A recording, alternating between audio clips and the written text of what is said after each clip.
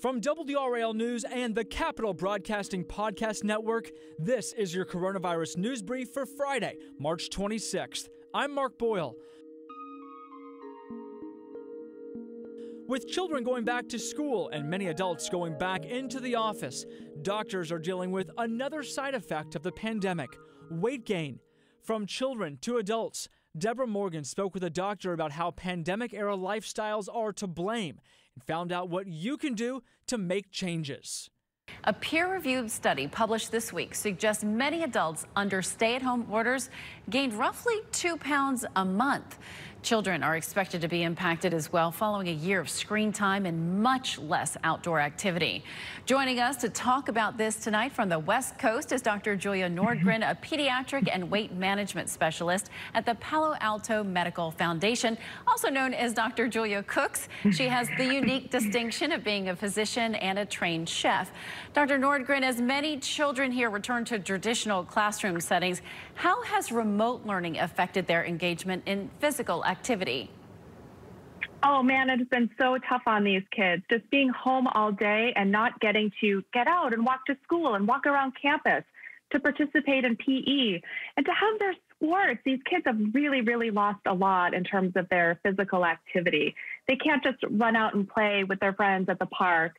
And they're so sedentary. So these kids, we're asking them to sit in their rooms and be on their devices all day. And it's just really taken a toll on all of our kids. Well, and it's likely not just children, their parents too. What can adults do to create a healthier home eating environment?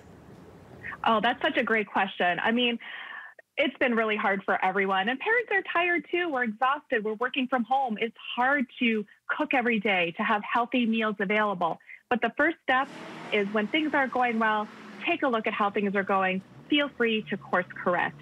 The most important thing we could do is really try to protect our kids from extra weight gain that's going to cause them harm, both in the short term and the long term. And typically that involves just look at the food that's being offered and served and what can you do to serve more fruits and vegetables. And the more vegetables kids eat, the more protected they will be from this problem. Do you expect the pandemic to have a lasting impact on childhood obesity, even as we start to resume normal activities? Yes, unfortunately, I do. I think it's going to take some time. Fortunately, for the kids that are still growing and have a lot more linear growth to attain, they have a much better chance of getting to a healthier body mass index. But it has to change by starting at home and really trying to reclaim the health that we want for our kids. Setting more family meals, lots more vegetables, lots more fruits, and getting outside and playing as a family and really recapturing some of these great values for underlying foundational health, I think is really going to be the secret to helping these kids get out of this.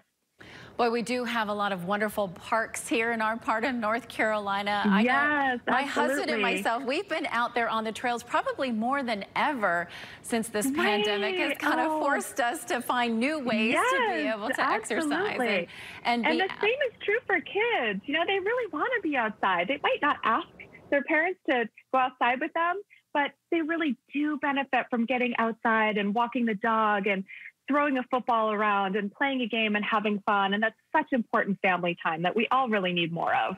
You make me want to go outside right now and do this. Yes, we could go for a hike. We could have a hula hoop contest. Dr. Julia Nordgren, thank you so much for your time and insight tonight. Hopefully parents and families will take listen and be able to get outside more and eat more vegetables. Absolutely. And don't forget to make them delicious. Thank you for listening. And with a little plug here, you can listen to complete WRAL newscast in podcast form. Subscribe to WRAL News Daily wherever you listen to podcasts. We post 5 newscasts each weekday and 2 on the weekends. You'll get all the news, weather, and sports you'd get on television, but in audio form. Just search WRAL News Daily. For the Coronavirus News Brief, I'm Mark Boyle.